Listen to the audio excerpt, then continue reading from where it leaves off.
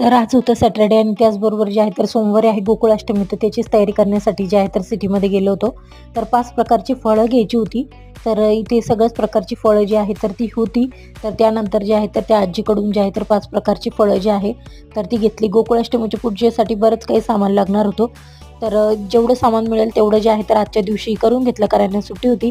त्यानंतर एक मस्त असं नारळ देखील घेतलं, कारण की जन्माष्टमीच्या दिवशी नारळ फोडायचं असतं आणि इथून जे आहे गणपतीसाठी फ्लॉवर्स आणि लड्डू सगळ्यांनी लहानपणी खाल्लेच असतील, तर मस्त असे लड्डू देखील घेतलेले होते.